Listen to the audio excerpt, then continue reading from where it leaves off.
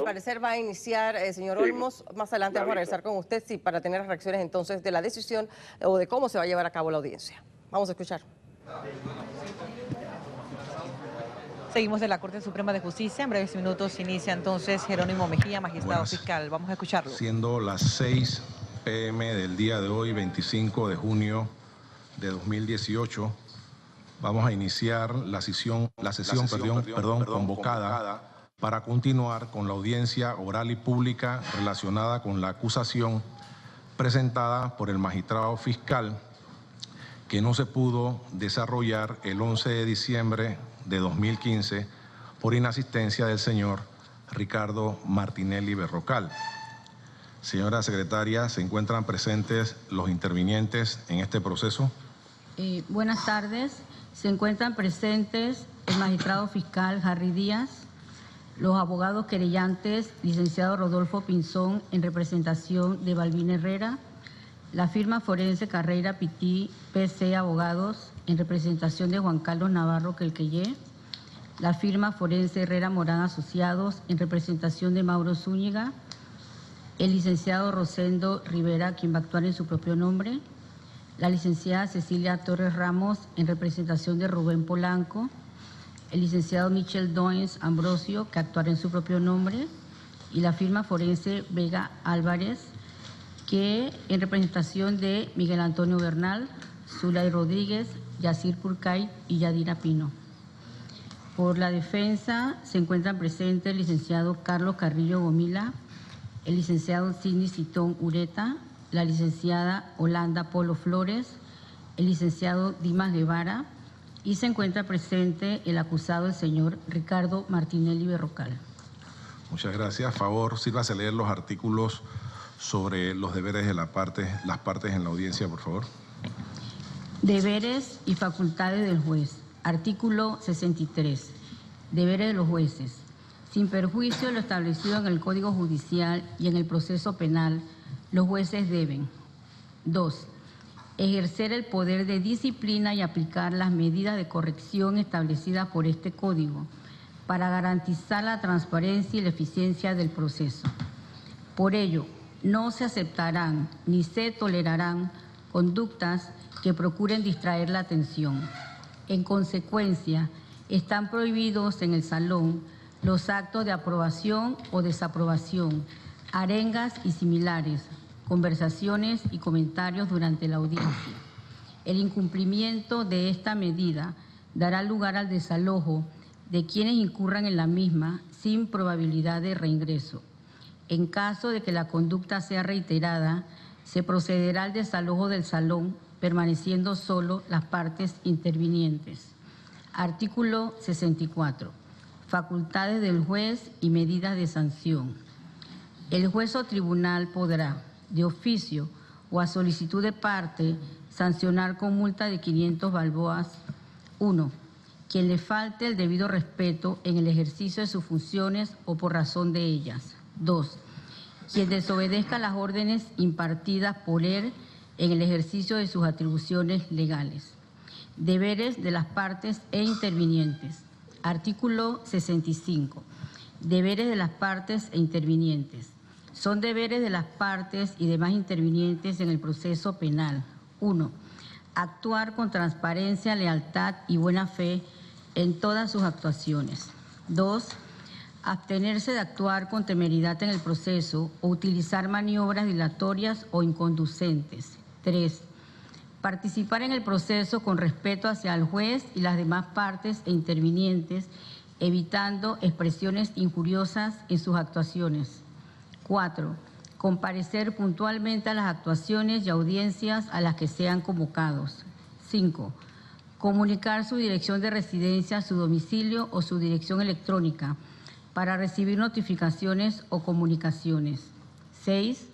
Abstenerse de tener comunicación privada con el juez que participe en la actuación, salvo en los casos previstos en este Código. 7. Intervenir oralmente en las audiencias y permanecer en silencio cuando no les corresponde actuar. Muchas gracias. De conformidad con el artículo 345 del Código Procesal Penal, el juez de garantías le dará la palabra a la defensa, al fiscal y al querellante para posibles alegaciones previas de incompetencias, nulidades, impedimentos y recusaciones. Les digo a la defensa si tiene algo que plantear en este momento. Sí, magistrado. Adelante, por favor. Sí, magistrado. Sí, queremos advertir inicialmente que nuestro representado fue sometido a una prueba médica antes de venir a esta sala de audiencia y el diagnóstico del 911 certificado es resultados del análisis anormal, resultado para hombre de 40 o más años, grande anterior, infarto, en Q y otras especificaciones de edad sin determinar, taquicardia sinusal con complejo supraventriculares prematuro frecuente, bloqueo de rama derecha de las de HIS y tiene otras especificaciones. El resultado de esto al final dice inferior infarto y taquicardia. Esto no fue entregado porque se imprimieron 3 documentos cuando el 911 hizo esto. Nosotros nada más que queremos referir que enfrente de nosotros se le tomó la presión por parte del doctor Maure y salieron resultados en el lado izquierdo de 190 sobre 90 y en el lado derecho 180 sobre 80. En ambas tiene un infarto previo en el electro. Además, extrasístoles, auriculares y ventriculares que pueden llevar a una fibrilación. Junto al estrés sometido puede ocasionar otro problema coronario con otro infarto. La fibrilación puede ocasionar coágulos. La arritmia extrasistolar más el estrés pueden preceder la fibrilación.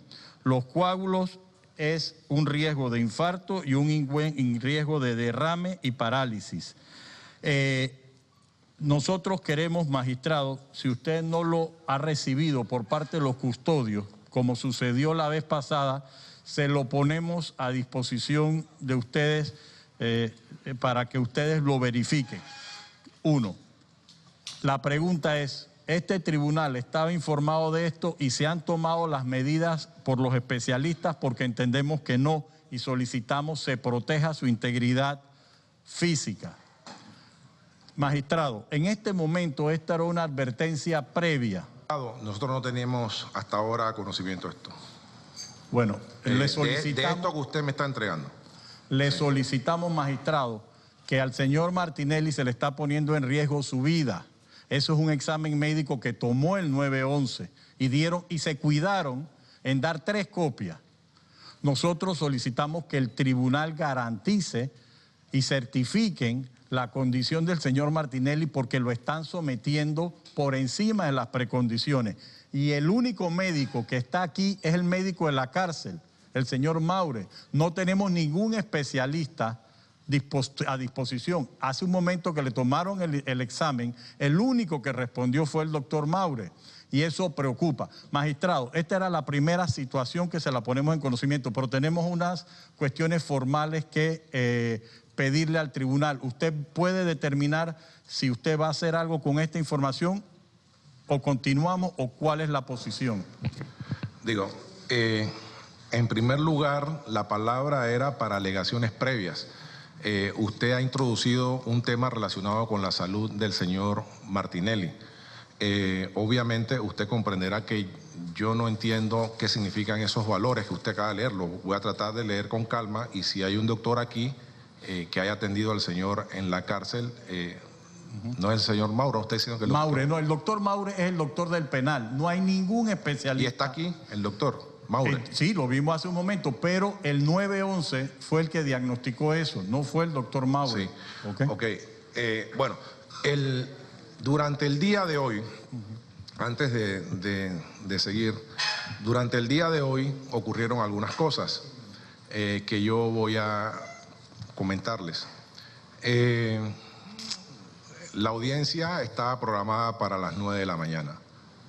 no se realizó porque el señor Martinelli no compareció.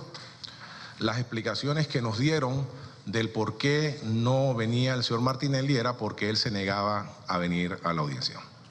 En el sistema penitenciario se nos informó que desde el viernes el señor Martinelli había dejado de tomar sus medicamentos y desde el viernes se encontraba en una especie de huelga de hambre. Que a pesar de eso, en el día de hoy, en la mañana, el señor Martinelli amaneció con sus valores y sus presiones estables. Que cuando se le dijo que tenía que venir acá a la audiencia a las 9 de la mañana y que se negó a venir, en ese momento tuvo una situación de salud por la cual hicieron un electrocardiograma en el que salió que el señor Martinelli tenía arritmia, tenía una arritmia. Se preguntó porque hay que entender que estando el señor Martinelli en el sistema penal, en el sistema penitenciario, es el sistema penitenciario el que tiene que velar, mientras él se encuentra en ese recinto, por el tema de la salud y tomar decisiones sobre si se puede trasladar o no en relación a la situación de hecho que ellos estén observando allí. Yo les pregunté qué significaba eso de que el señor Martinelli tenía arritmia, que si esa era una situación que ameritaba una urgencia para trasladarlo a un hospital. El doctor dijo que no era necesario trasladarlo a un hospital y que eso se podía subsanar si él se tomaba las medicinas, que en el día de hoy también se negó a tomar en varias ocasiones, a pesar de que el doctor le decía que se la tenía que tomar. Le pregunté yo al doctor si no había alguna posibilidad de que, a pesar de que el señor Martinelli no quería ingerir sus medicinas y tomar sus alimentos, de que se le garantizara la salud y la integridad. Y me dijo que si el señor Martinelli no autorizaba a que le hiciesen algo, él no podía obligarlo. A lo que le dije, ¿y qué opciones tenemos? Porque también me dijo el doctor, es que tampoco quiere ser trasladado en una ambulancia del 911, ni quiere ser trasladado para ningún hospital, ni quiere recibir atención médica. Entonces le digo, pero entonces, ¿qué puede hacer el sistema penitenciario por la salud del señor Martinelli? Y la respuesta fue, mientras el señor Martinelli no autorice que nosotros hagamos algo, no podemos hacer nada. Ellos durante el día, entiendo, trataron de convencer al señor Martinelli de hacerse una segunda evaluación. Entiendo no, o sea, cuando digo entiendo, le estoy reportando lo que a mí se me dijo durante el día de hoy.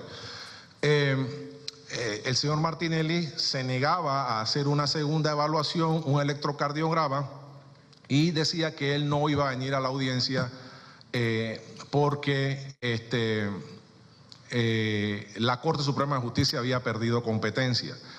Y que los responsables de que si le pasaba algo al señor Martinelli eran todos los que tenían que ver con el tema que le estaba ocurriendo en el sistema penitenciario. Se le volvió a preguntar al médico, ¿es posible que se evalúe al señor Martinelli para determinar su estado de salud? En este momento la respuesta fue, mientras el señor Martinelli no nos autorice a nosotros a evaluarlo, no lo podemos evaluar. Le pregunté, ¿significa entonces que en el sistema penitenciario, si una persona está padeciendo una enfermedad y se está muriendo o le está pasando algo, ustedes no pueden hacer nada? La respuesta fue, la única manera en que podemos intervenir es si la persona está inconsciente. Si la persona está consciente y se niega a la intervención, no podemos hacer nada por la salud. Entonces, bueno, durante el día de hoy, yo lo que entiendo es que allá se le trató de brindar la atención médica, él en varias ocasiones la rechazó. También se le trató de decir que debería venir a la audiencia y en varias ocasiones dijo que no iba a venir. Y finalmente se nos llamó y se nos dijo que iban a trasladar al señor Martinelli. Porque esa decisión de trasladarlo obedeció a que en algún momento en la tarde el señor Martinelli accedió a ser evaluado y entonces le hicieron un examen y que necesitaban otra máquina. No me pregunte cómo se llama la máquina, el doctor podrá explicar, y que la máquina venía en camino hacia el sistema, hacia el penal.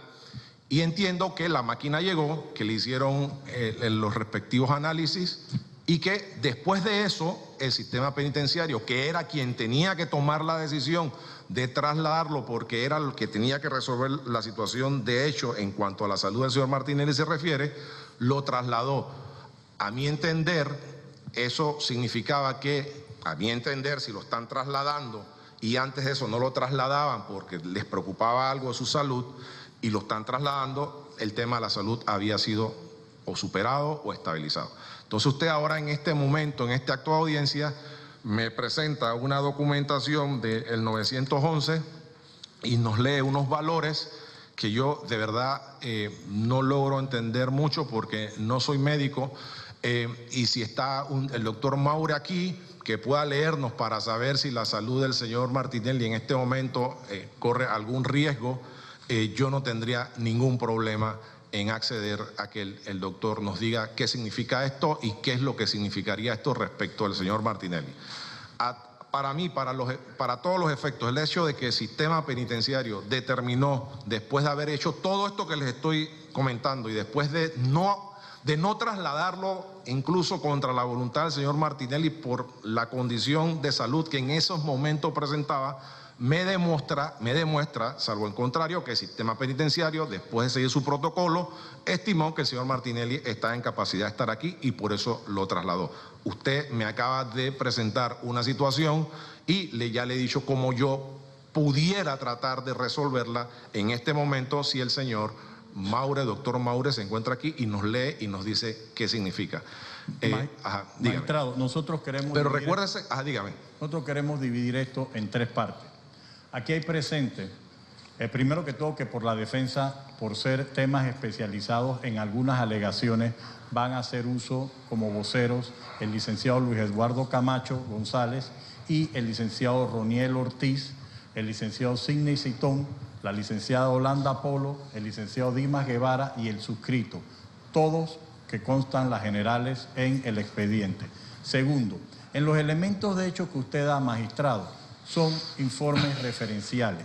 No hay nada escrito y no vamos a tener un médico responsable que responda por las situaciones. Entonces, el informe de Renacer ha sido una orden policial que lo han traído. Y el tercer punto que tenemos aquí presente, al licenciado Roniel Ortiz, que estuvo con el señor Martinelli, está el señor Martinelli, y ofrecemos el testimonio de Marta Linares de Martinelli, que estuvieron presentes para desmentir alguna de las afirmaciones y argumentaciones que le han hecho. Más aún, cuando nos enteramos del asunto, por vía de correo electrónico, el licenciado Sidney Citón mandó a la oficina judicial el documento correspondiente. Yo no quiero entrar en un... ¿Qué es el documento correspondiente? Este que le acabo de entregar. Ok. La parte pertinente. Entonces, yo no quiero entrar en una contradicción porque si bien el sistema es argumentativo, tenemos evidencia de que el informe que le han dado a usted es falso. Y no es la primera vez, magistrado. Cuando a él lo detuvieron, gracias a un médico que estaba aquí, se suspendió y usted ordenó suspenderlo. Y en la noche tuvo una crisis que tuvo que ser trasladado por más de 2 días. Y en esa crisis, el día 12 de junio, se determinó que tenía una sospecha de infarto antiguo con diafragmática y una serie de consideraciones. Pongo copia de un documento del expediente clínico del señor Martinelli. El señor Martinelli vino en condiciones de que él desistió de sus apelaciones para estar aquí. Y para nuestra sorpresa, igual que ocurrió el primer día, vuelven a mandarle un informe que contradice. Ese día aquí había un médico especialista y evitó un mal mayor. Hoy no tenemos un especialista y usted no tiene un informe escrito. Y es la salud de una persona que fue expresidente. Y ofrecemos 2 testimonios adicionales de lo que en verdad pasó en el día de hoy. Nosotros se lo sometemos y lo que requerimos, que con carácter inmediato no tan solo se tome la apreciación del doctor Maure, sino que haya médicos especialistas que se hagan responsables por la situación médica del señor Martinelli y no asuma el tribunal cuando hay una documentación indiciaria de que hay existencia de un infarto. Por otro lado, la defensa manifiesta públicamente que el señor Martinelli no está en condiciones de estar en este acto de audiencia en este momento. Por eso, magistrado, esta es la primera introducción al llamado suyo de la primera parte de la audiencia, antes de que tengamos otros elementos. Luego que usted tome una decisión, solicito igualmente que si tiene algún informe escrito, nos los haga circular y qué médico es el que se va a hacer responsable. El señor Martinelli pide hablar con el tribunal, si usted lo concede, adicional a la situación que estamos manifestando. Sí. Porque se está diciendo que él no está tomando sus medicinas y hay constancias escritas que el día que vino había tenido una sobredosis en esas sublinguales que le dieron. Con todo esto, magistrado, que va a ser parte de algunas argumentaciones especializadas, la defensa le solicita que usted como Tribunal de Garantías tenga la seguridad, no jurídica, sino médica, de lo que estamos haciendo en este acto de audiencia. Esta es nuestra primera posición. Sí, por favor. Muchas gracias, señor magistrado, señores todos. Mire, el informe que a usted le dieron no es necesariamente lo que sucedió. A mí se me tomó un electro y salió totalmente defectuoso. Y allí se pidió que se me transfiriera a un hospital. Ahí usted, como bien acaba de afirmar, dijo que había que hacer otro electro un par de horas después. Y ahí me dijo una de las personas, y perdone lo que voy a decir, que el magistrado te quiere aquí vivo o muerto. No importa señor lo que Martinelli, el quien le dijo eso pegó mentira. Bueno, ¿oyó? Para que estemos claros. Déjeme hablar, por favor. ¿Perdón? Yo no conozco a los guardias que están ahí, de la gente que de los que escucharon. Y le voy a decir con toda franqueza, señor magistrado, yo no creo que usted desee mi muerte y yo sé que usted no gusta de mí, me odia por razones que desconozco, pero eso no importa. Pero estamos aquí ante una situación de que a usted le han dado una información totalmente falsa. A usted le han dicho que yo no quería venir. Yo claro que quería venir, pero el único problema que tengo es que yo vine aquí con un infarto. Yo renuncié al Parlacén y esta no es una corte válida para juzgarme a mí. Tengo que ir a otra instancia. Y yo sencillamente me siento aquí un perseguido político. Me siento que me están vulnerando no solo mis derechos, sino vulnerando mi salud.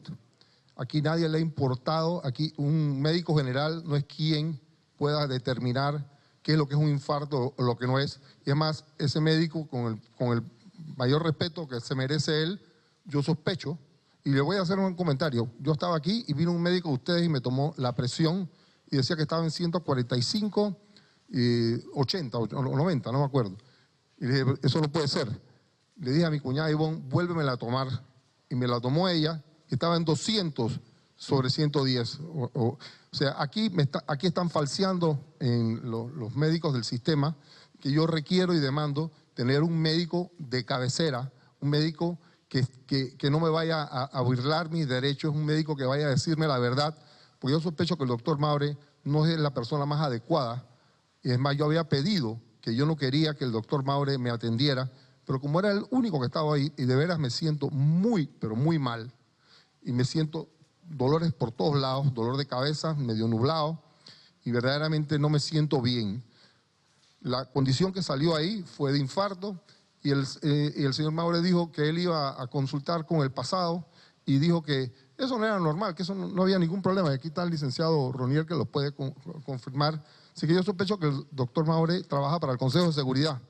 Y sencillamente yo como individuo, como ser humano, yo olvidando de mi condición de qué soy, qué fui y qué hago, yo no puedo pensar que aquí teniendo un infarto esté aquí sometido a a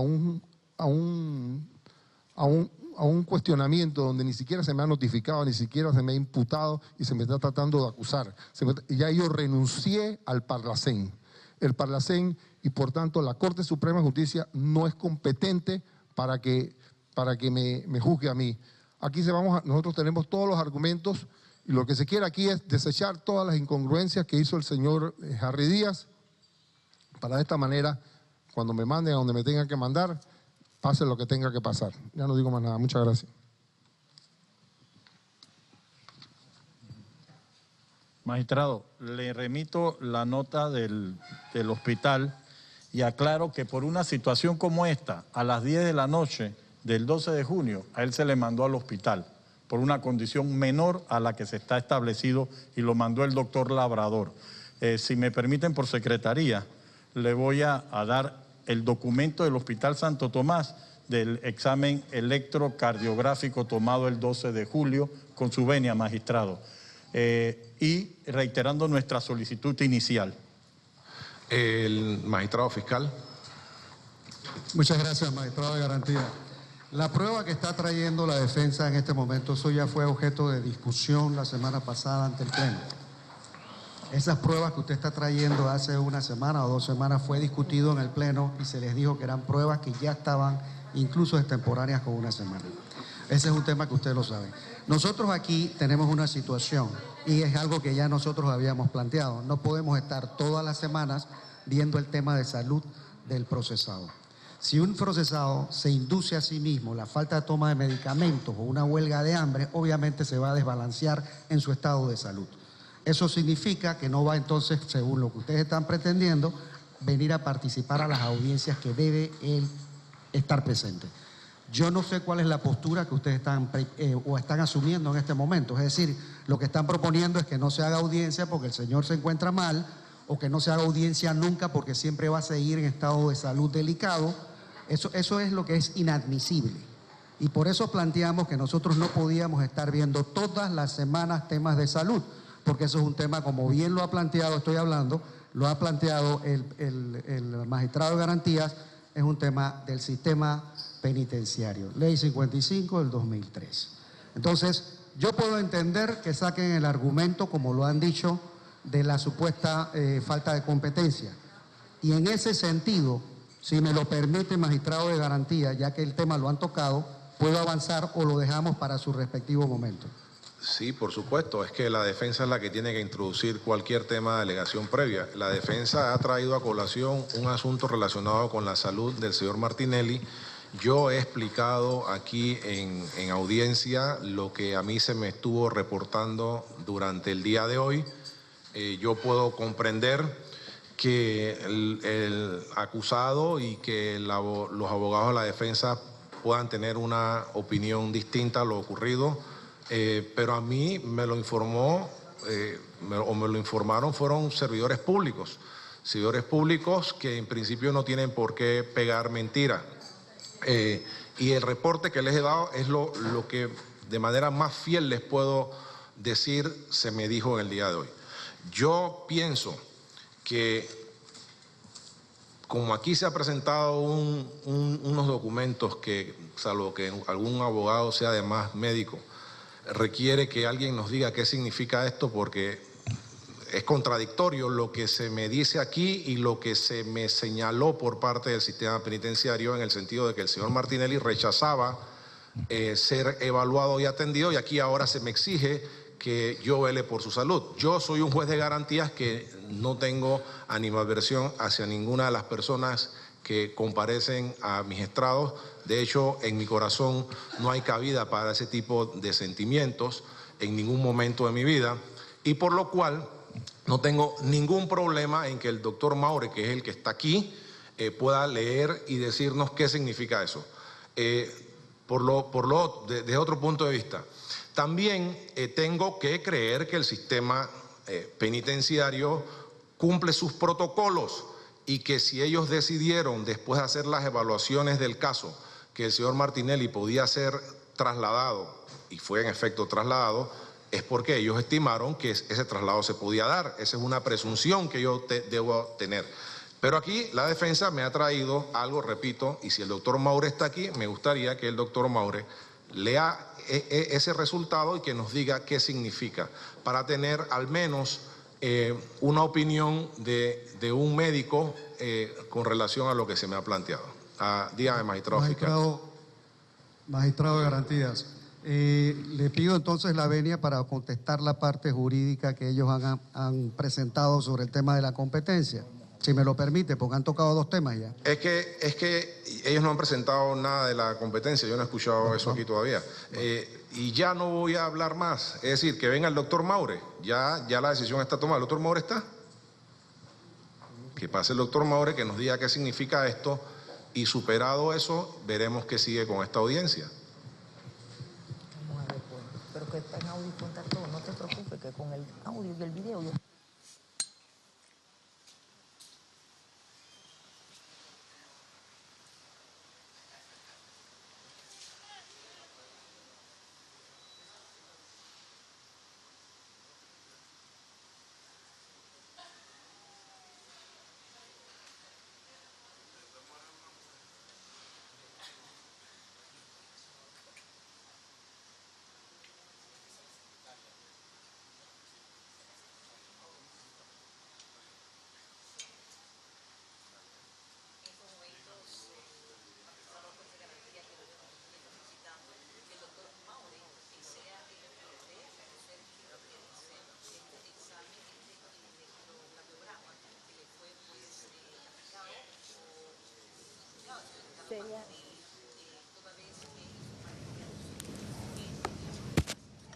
Bien, amigos, esto es transmisión en directo desde la Corte Suprema de Justicia.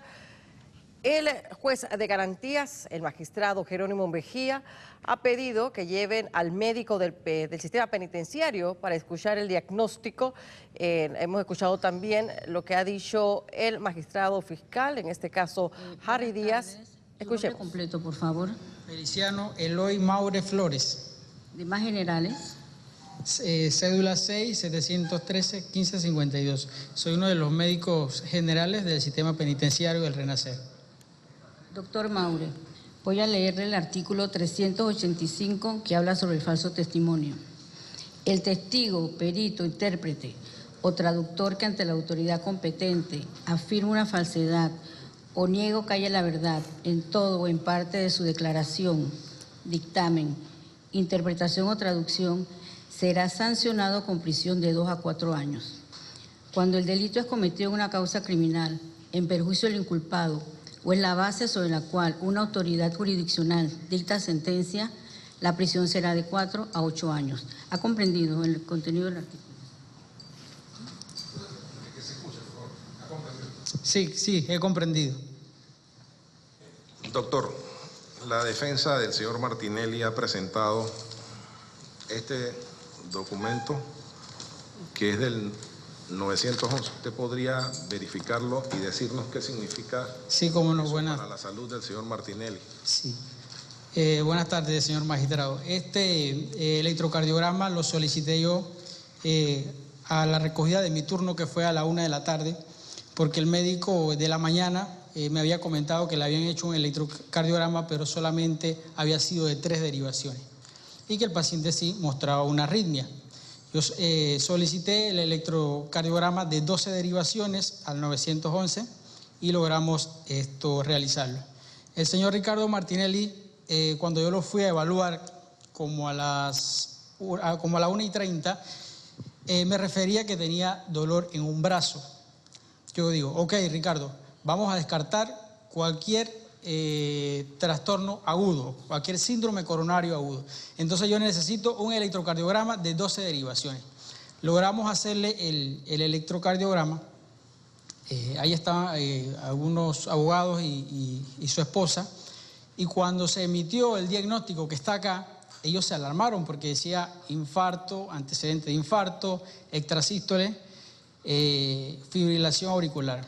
A ver, les digo, tengo que comparar este electrocardiograma con los electros anteriores para ver si hay algún patrón electrocardiográfico nuevo que me indique que existe un síndrome coronario agudo y tengamos que evacuarte de inmediato. Si eso es así, tienes mi palabra que te vamos a evacuar a un nivel terciario. Cuando yo comparo el electrocardiograma, veo que tiene el mismo patrón eléctrico. O sea, el paciente es conocido por todos que tiene una fibrilación auricular, es conocido por todos que tiene unas extrasístoles ventriculares y tiene además un bloqueo completo de rama derecha. Eso es antiguo, crónico, o sea que no, en esos momentos no había nada que comprometiera la vida del señor Ricardo Martinelli y se lo comuniqué. Yo estoy aquí, no estoy aquí para joder a nadie, yo estoy aquí para hacer mi trabajo y en estos momentos no hay ningún síntoma al examen físico de inestabilidad por el cual yo tenga que evacuarte a otro nivel. Estaba manejando tensiones arteriales de 180/90, 190/90. Han sido tensiones arteriales que ya había manejado anteriormente porque yo soy su médico y esto no había nada agudo. Además, él me refirió y me refirió mi colega que el paciente estaba en huelga y no se estaba tomando sus medicamentos. Entonces ya esa parte nosotros sí no podemos obligarlo a que él tome sus medicamentos. Y como yo le dije, en estos momentos no hay nada que comprometa tu vida. Yo no soy cardiólogo, no soy especialista, pero sí tengo mis conocimientos básicos de electrocardiografía. Muchas gracias. ¿Alguien le quiere hacer una pregunta al médico? Yo creo que la opinión del médico es clara. El señor Martinelli no tiene comprometida su vida ni su salud en este momento. Señor Citón. Magistrado, yo le pregunto al médico, porque él dijo al momento de que se le tomó el juramento, que él es médico general. Y dentro de la medicina existen especialidades médicas. La pregunta es, ¿cómo él puede ser concluyente en cuanto a la relación del electro que se le tomó a Ricardo Martinelli, si precisamente él no tiene los estudios ni la expertise médica para poder arribar a esas conclusiones? ¿Por qué no pidió la consulta de un médico especialista que sí tiene la expertise precisamente en cardiología que él no tiene?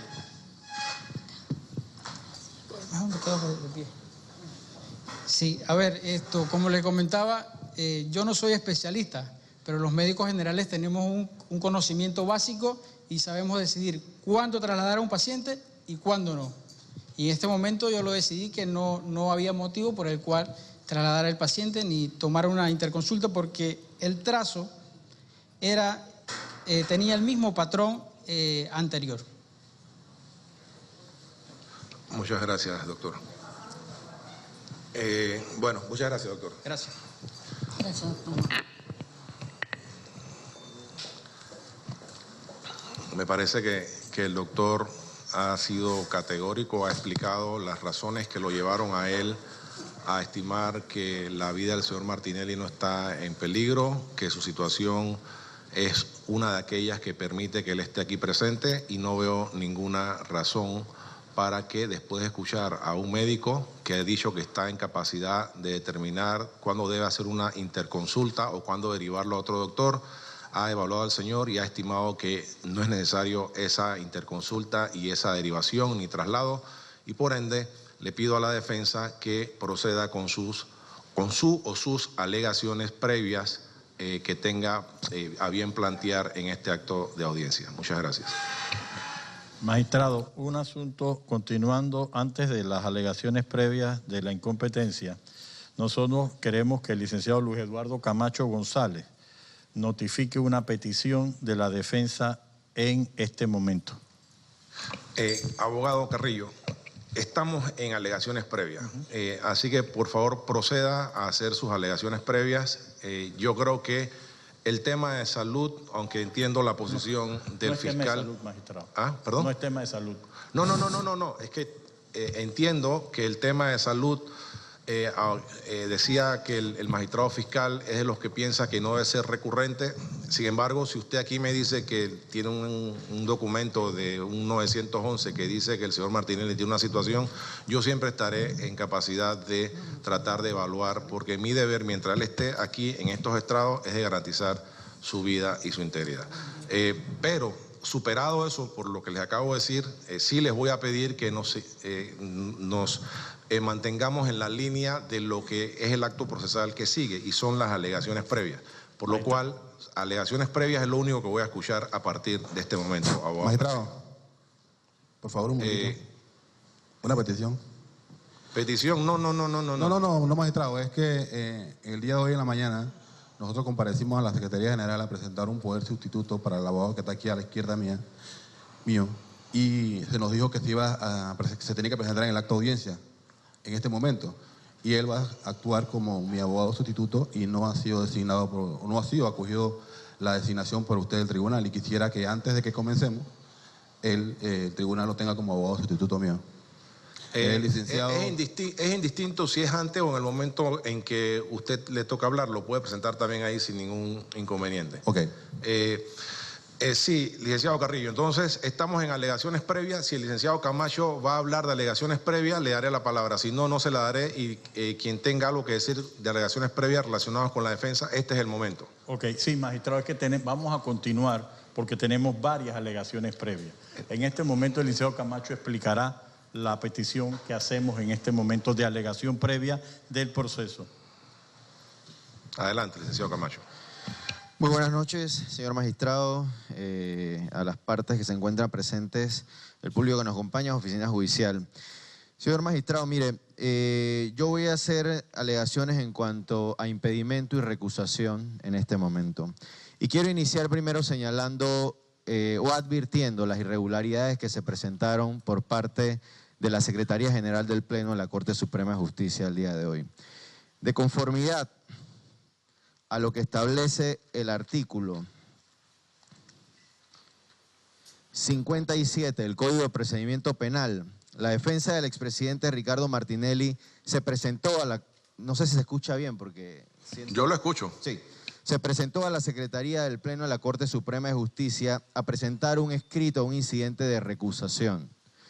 A pesar de que la norma establece que este escrito debe ser presentado ante el superior del funcionario que se presenta a la recusación, la Secretaría General se negó rotundamente a recibir nuestro escrito, lo cual es inconcebible porque ellos no se pueden negar a cumplir con las asignaciones que le establece la ley. En razón de eso se nos advirtió de que ese escrito debía ser presentado, al igual que se le dijo al licenciado Rivera, tenía que ser presentado en este acto de audiencia, lo cual obviamente entra en una contradicción con la norma, porque la norma establece que tiene que presentarse ante el superior y en este caso a través de la Secretaría. Por tal razón nosotros primero queremos advertir esto porque ante la apreciación que tuvo la Secretaría nosotros pues queremos dar constancia que tenemos el escrito de recusación aquí para presentarlo.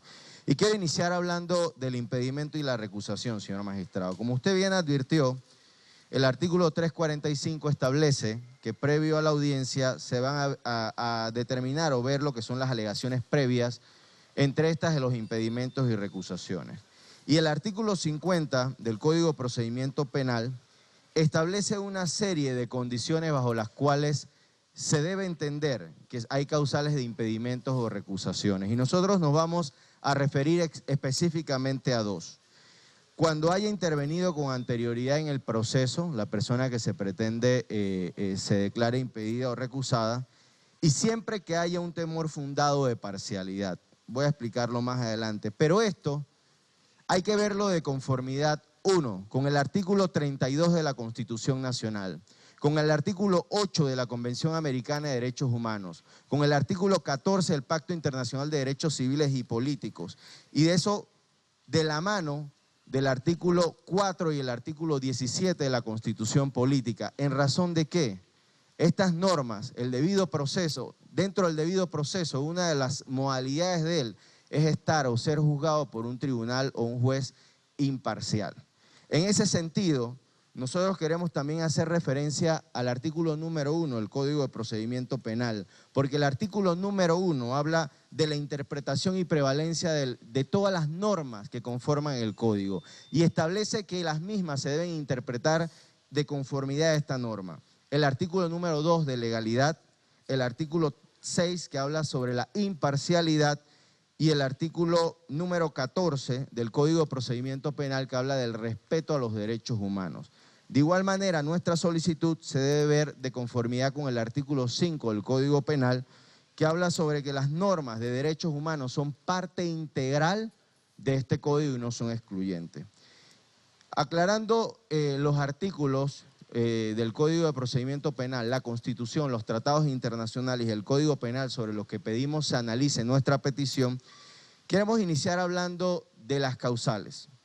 Y señalamos que una de ellas es haber intervenido con anterioridad en el proceso. Como es un hecho conocido por todos, pues usted ha actuado en el proceso en la formación del mismo, en distintas etapas. Usted dictó una orden de rebeldía, de igual manera usted hizo gestiones ante el Ministerio de Relaciones Exteriores para la extradición del señor Ricardo Martinelli. Entre estas voy a señalar y enumerar las distintas actuaciones que usted ha tenido.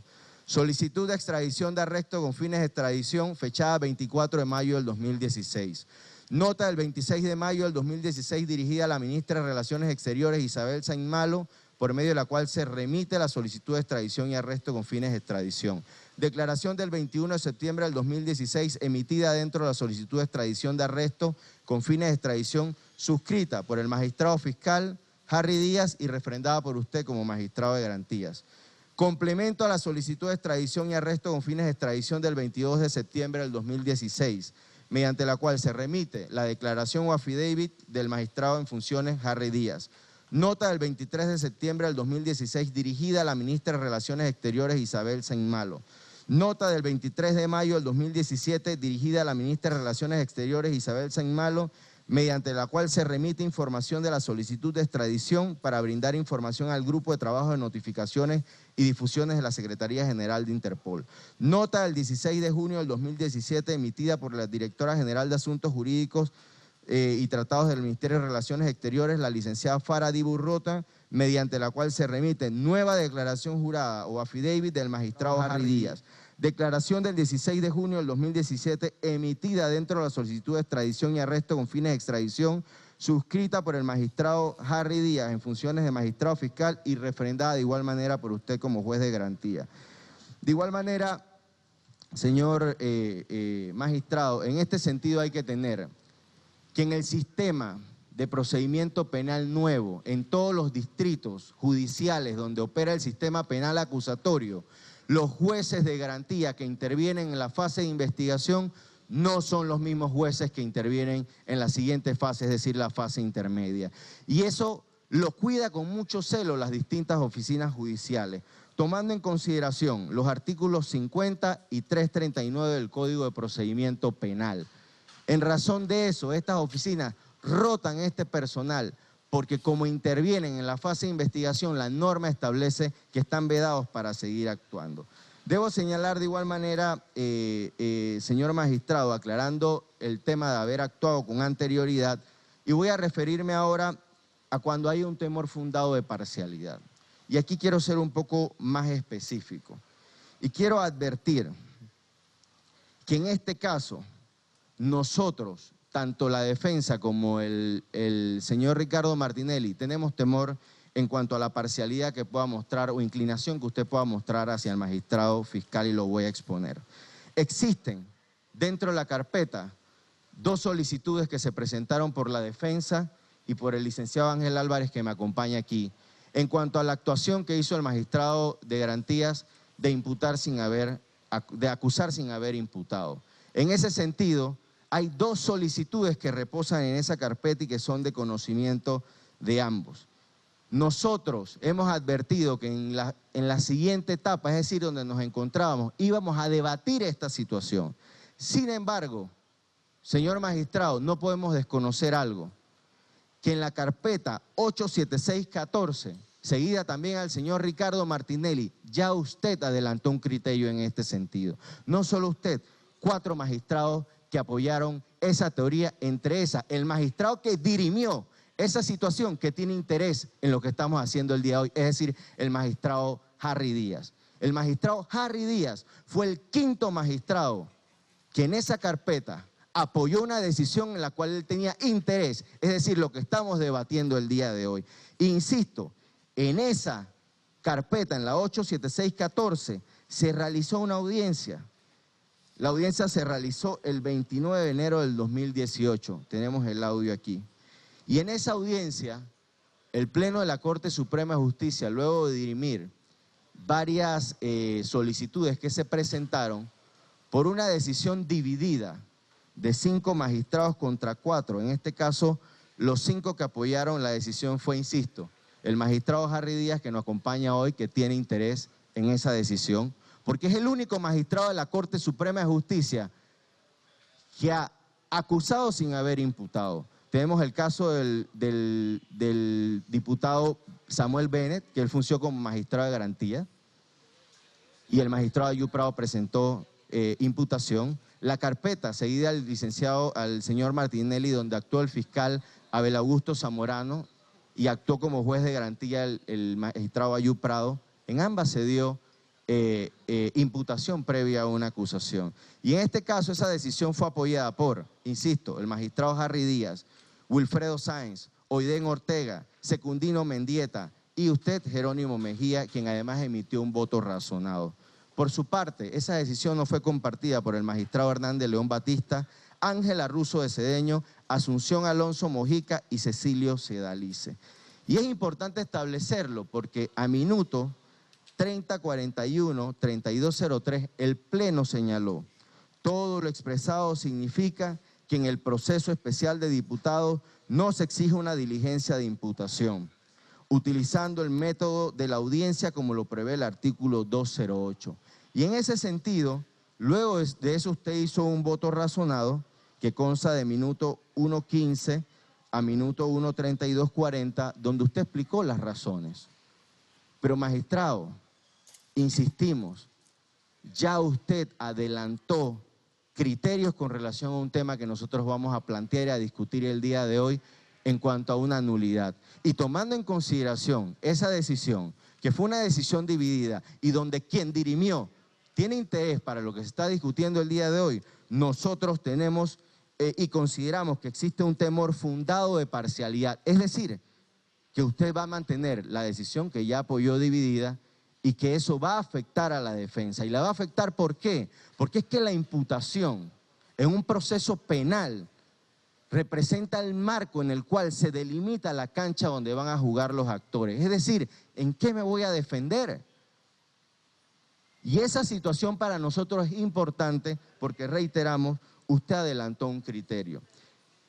Quiero terminar, señor magistrado, señalando que situaciones como estas están reguladas y son parte de las garantías que establece la Ley de Carrera Judicial y el Código de Ética Judicial. Ambos instrumentos establecen factores importantes que usted debe considerar. Se señala que están establecidos en base a criterios o principios éticos jurídicos que deben orientar las actuaciones judiciales de todos los actores. Su finalidad, dice ese documento, es garantizar y consolidar un auténtico Estado de Derecho en busca de un correcto funcionamiento del órgano de justicia. En sus artículos 11 al 21 de ese Código de Ética se contempla el principio de imparcialidad y del artículo 64 al artículo 67 el principio de transparencia.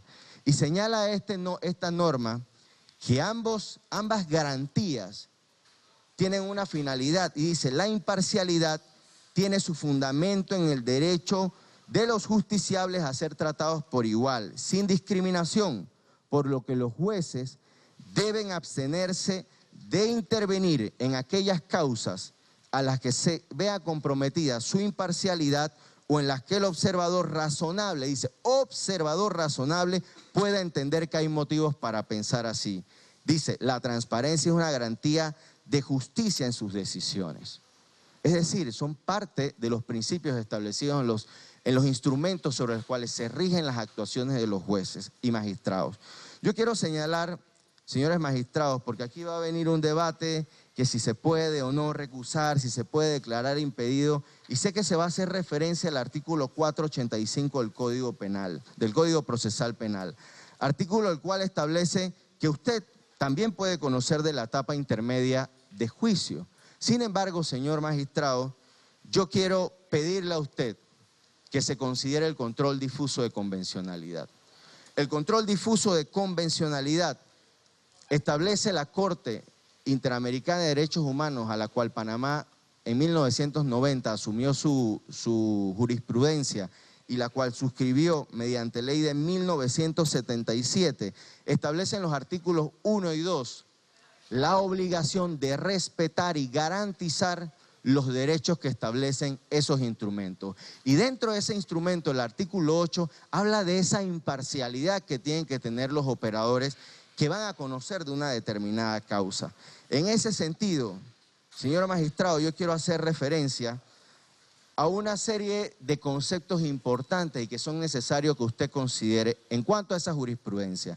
Dice la Corte Interamericana en el voto razonado del juez Sergio García Ramírez, párrafo 6, en el caso Usón Ramírez versus Venezuela, dice: la intervención de un juez competente, independiente e imparcial constituye un presupuesto del debido proceso, ya que en ausencia de aquel no existe un verdadero proceso sino apariencia de tal. En el caso Reverón Trujillo versus Venezuela, párrafo 118, caso Chocrón versus Venezuela, se establece que los tribunales inspiren confianza necesaria a las partes en el caso, así como los ciudadanos a una sociedad democrática. En el caso Herrera Ulloa versus Costa Rica, párrafo 171, caso Atalafa Rifo y Niñas versus Chile, párrafo 189 y 234, se establece que la imparcialidad personal o subjetiva supone que el juez que interviene en una contienda particular se aproxima a los hechos de la causa careciendo de manera subjetiva de todo perjuicio personal. De igual manera, en el caso Palamara Iribarne versus Chile, párrafo 147, se establece que si existe una razón legítima y objetiva para poner en duda dicha imparcialidad, el juez debe inhibirse de participar en la adopción de decisiones que corresponda. Pero, señores magistrados, esto no es un hecho desconocido para el Pleno, ni siquiera para el magistrado fiscal, ni siquiera para usted. En el año 2016, en un caso que conoció la Sala Segunda de lo Penal, bajo la ponencia del magistrado Harry Díaz, confirma el magistrado... ¿Me permite? No deje lo que termine de hablar, por favor. Pero es que ese es el problema, no tenemos un término. No sé si o sea, 4 o 5 horas hablando aquí. Magistrado fiscal, por favor, déjelo que termine de hablar, ¿sí? Gracias. En el año 2016, 16 de febrero del 2016, en el proceso seguido a Olga Beatriz Fuentes Gil de Río, el magistrado Harry Díaz, como ponente, analizó la importancia del control de convencionalidad y señaló que de conformidad al artículo 17 de la Constitución Nacional y el artículo 4, era necesario que se observara al momento de adoptar toda decisión lo que establecía la jurisprudencia de la Corte Interamericana de Derechos Humanos.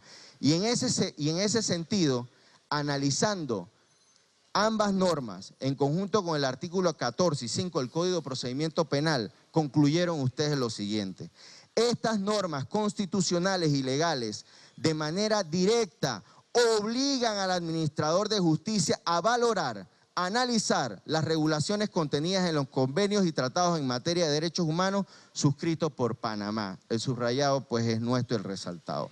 En ese sentido, señor magistrado, yo creo que al haber actuado anteriormente, o creemos la defensa, que al haber usted actuado anteriormente en el proceso, al haber usted adelantado criterios de un tema que se va a debatir aquí el día de hoy, que usted, como bien lo sabe y se ha discutido, es un tema, si se puede imputar sin acusar, es una de las nulidades que se va a debatir, y donde usted ya adelantó criterio y está el audio que ponemos a disposición de ustedes, nosotros consideramos, uno, le solicitamos formalmente a usted que se declare impedido de poder seguir actuando en esta fase intermedia en razón de las consideraciones expuestas.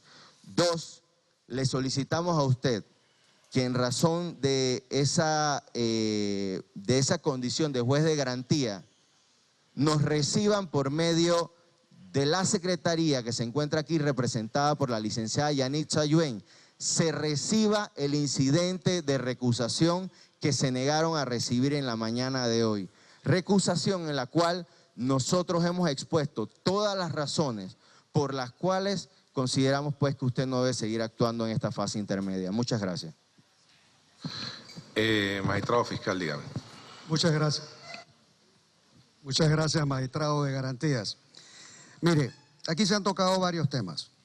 Lo primero que debemos señalar es que esta recusación, como la ha presentado la defensa, en base al artículo 55 del Código Procesal Penal, no solamente es evidentemente extemporánea, porque se exigen 2 días del último trámite, y este expediente en las actuaciones suyas y desde que esto fue admitido por el Pleno, tiene casi tiene 3 años ya este proceso.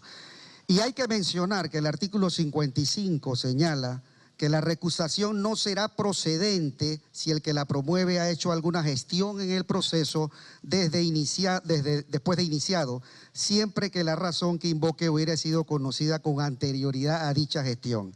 La recusación solo procederá por motivos anteriores al proceso, no al proceso en sí. Aquí parece la defensa olvidar de que esto no es un procedimiento ordinario, es un procedimiento especialísimo que se ha establecido para los diputados y en la cual en ningún momento me imagino que los legisladores o diputados actualmente preveyeron que un mismo diputado iba a estar involucrado en una multiplicidad de hechos delictivos que ha ocasionado que ese diputado tenga 10 o 12 procesos que se han establecido. Por eso es que a veces el magistrado de garantía o el magistrado fiscal, por razón de la norma vigente, tiene que a veces fungir como fiscal o juez de garantía o como tribunal de juicio. Ese es el diseño que está establecido en el procedimiento especial.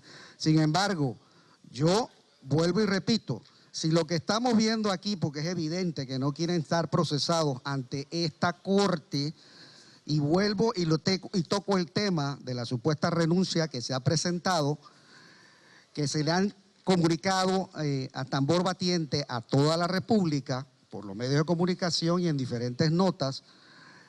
Yo veo en ese aspecto lo siguiente. El tema de imputación y acusación, señores, parece que la defensa no estuvo presente el día que se expuso claramente el 30 de enero de este año en el tema del proceso de los indultos. Se hizo muy claramente una especificación que una admisión en el proceso especial de diputados equivalía a mucho más garantía que una imputación ordinaria en el 280. Y eso quedó claramente explicado y establecido. Y hacen mención aquí de cuatro magistrados que hicieron un salvamento de votos. Sí, es verdad, hubieron 4 magistrados, pero la mayoría tomó una decisión y explicó. Y la mayoría que la tomó, 4 de esos 5 que tomaron esa mayoría, son penalistas. Tomaron de mucha experiencia, con excepción de mi persona, que no tengo nada más que unos años de servicio, pero la mayoría tienen 30 y 40 años de ser procesalistas dentro del órgano judicial.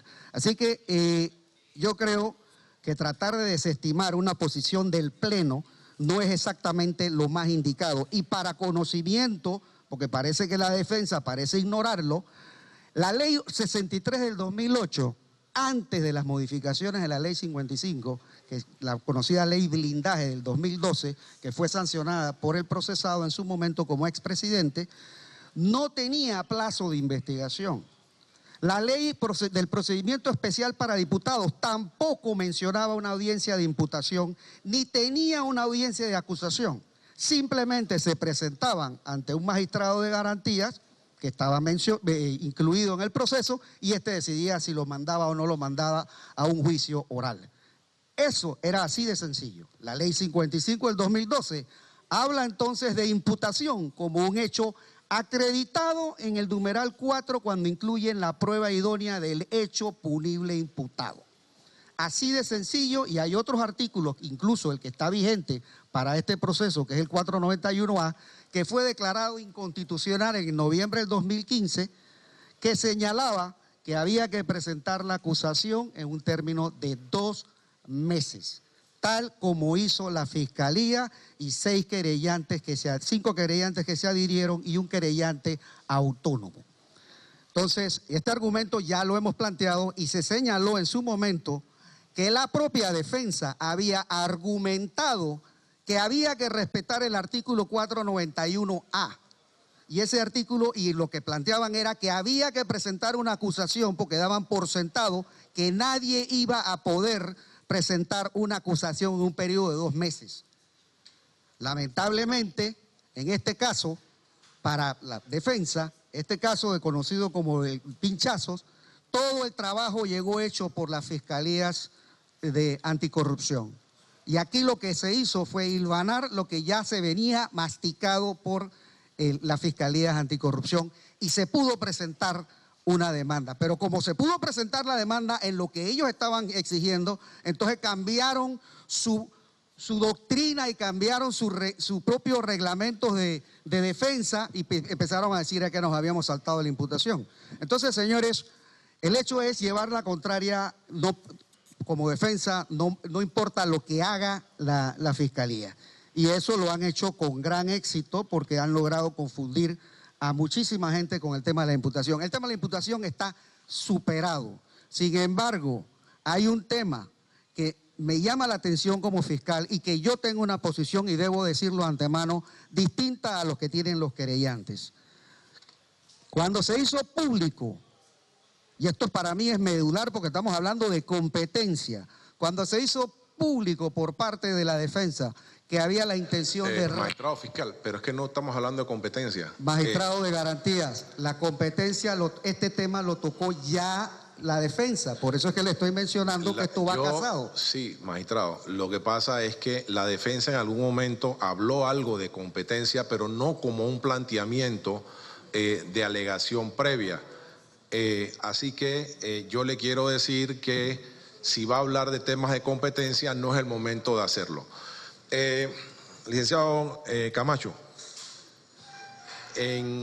no, quédese sentadito, o párese como quiera, yo lo estoy hablando, no se tiene que parar ni sentar como quiera. En mis más de 10 años de ser magistrado en esta Corte Suprema de Justicia, las veces que yo he sentido que estoy impedido, lo he planteado. Y en esos años, cuando la Corte Suprema de Justicia no me acepta el impedimento, me abstengo de votar, a pesar de que haya planteado primero un impedimento y a pesar de que la Corte estime que yo sí estoy en capacidad de conocer el caso, yo en esos casos, porque me siento impedido, me abstengo de votar. Yo en este expediente no me siento en lo absoluto impedido. Como usted bien dice, el artículo 485 del Código Judicial me obliga a estar sentado aquí. Dice, el magistrado que ejerce las funciones de juez de garantía será reemplazado por su suplente en el juicio. Dicho magistrado también tendrá a su cargo la etapa intermedia del juicio. Yo estoy sentado aquí porque el artículo 485 me obliga a estar sentado aquí. Este es un Estado de Derecho y yo me someto absolutamente a la Constitución y a la ley. 2, las razones que usted esboza para que además yo me manifieste impedido no tienen la virtud de convencerme. La Corte Suprema de Justicia, entonces, los otros 4 magistrados que expusieron una posición contraria a la que usted dice en el fallo en el que se decidió el tema de la imputación, entonces estarían también igualmente comprometidos porque esa posición que los apoya a ustedes sería una posición que también hace que ellos estuviesen impedidos. El diseño del sistema acusatorio en lo que se refiere al procedimiento especial de diputado, eso es lo que nos trae, eso es lo que tenemos, eso es lo que hay y eso es lo que hay que cumplir y eso es lo que estamos haciendo.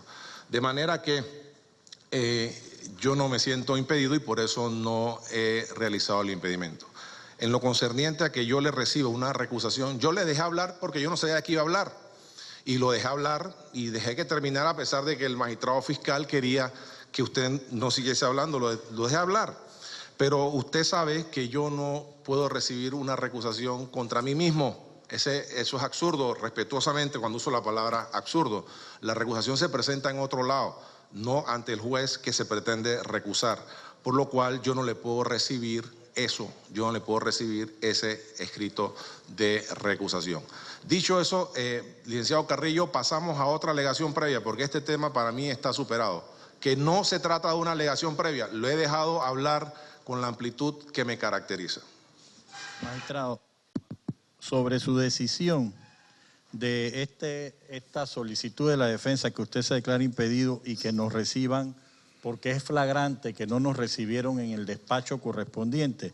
La defensa anuncia apelación al tenor de lo dispuesto en el artículo 345, que su decisión sobre impedimento o recusaciones será impugnable por la vía de apelación y el superior jerárquico en este caso deberá resolverla entre los 5 días siguientes al recibo de lo actuado. Nosotros solicitamos que se haga ese trámite, magistrado. Tenemos otras alegaciones previas también que hacer luego de la decisión suya. Antes de darle la palabra para las alegaciones previas, le comento sobre el artículo 345. El artículo 345 en su primer párrafo dice lo siguiente: el juez de garantías le dará la palabra a la defensa, al fiscal y al querellante para posibles alegaciones previas de incompetencias, nulidades, impedimentos y recusaciones. Desde luego que cuando se toma una decisión relacionada con impedimentos y recusaciones, el segundo párrafo señala que, es el tercer párrafo, señala que esa decisión es impugnable por vía de apelación al superior jerárquico. En primer lugar, yo no he tomado ninguna decisión, yo simple y sencillamente he dicho, yo no tengo la capacidad, yo no soy secretario, yo no tengo la capacidad de recibir incidentes de recusación que se pretendan promover en mi contra. Eso no es una decisión. Yo simple y sencillamente he dicho, yo no tengo esa capacidad y yo estoy muy claro de cuáles son mis roles y mis competencias. 2, le aclaro, porque creo que esto es importante que quede definido en este momento. La Corte Suprema de Justicia, dice la Constitución, está encargada de investigar y juzgar a los diputados de la República. Por razón del Tratado del Parlacén, los diputados del Parlacén también son juzgados por esa misma Corte Suprema de Justicia. El diseño del procedimiento penal que tiene el propósito de darle cumplimiento a lo que establece la Constitución, señala que hay un fiscal, un magistrado fiscal y un magistrado de garantías. Ese magistrado fiscal y ese magistrado de garantía tienen unas competencias que no tiene el Pleno. El diseño de este procedimiento no permite hablar de superior. El Pleno no es superior mío. El Pleno de la Corte Suprema de Justicia tiene 3 competencias básicas: admitir o no una denuncia, una querella o una investigación que venga derivada del Ministerio Público contra un diputado. 2, tomar decisiones relacionadas con las medidas cautelares y su revisión. 3, servir como tribunal de juicio. 4, atender los recursos que quepan dentro de ese procedimiento. Dentro de ese procedimiento no hay un recurso que quepa para ventilar este asunto. Y el Pleno de la Corte Suprema de Justicia, que quede claro, no es superior mío. Son asuntos de competencias. Yo tengo la competencia de juez de garantías y como tengo competencia de juez de garantías, no tengo competencia del Tribunal del Juicio. El Pleno tiene competencias como Tribunal de Juicio, pero no tiene competencias como Tribunal de Juez de Garantías. Yo, como juez de garantías, no tengo competencias para referirme a lo que haya ocurrido en las admisibilidades. El Pleno sí lo tiene. Entonces son asuntos de competencias y no son asuntos de verticalidad. Horizontalmente, cada uno de sus miembros tiene competencia. Desde ese punto de vista, tomando en consideración, en primer lugar, que yo no he tomado una decisión, yo le he explicado al licenciado Camacho, de que yo no tengo el rol de secretario para recibir recusaciones. Eso es evidente, yo no tengo ese rol. Y como no tengo ese rol, yo no tengo que tomar una decisión con relación a lo que él ha explicado aquí. Él ha hecho una explicación y yo, con la amplitud de criterio que me caracteriza, porque siempre me gusta escuchar los que tengan que decirme en la parte, le permití hablar, pero yo no he tomado una decisión. Y 2, el Pleno no es mi superior. Desde ese punto de vista, yo no puedo concederle un recurso como el que usted ha anunciado en este acto. Muchas gracias, licenciado. Magistrado. Pasemos a la otra alegación previa. Nada más que dejando constancia de que la defensa anunció en este acto que no nos habían admitido en el Pleno. Vamos a hacer la siguiente. Sobre competencia, el licenciado Sidney Citón va a continuar con las alegaciones previas.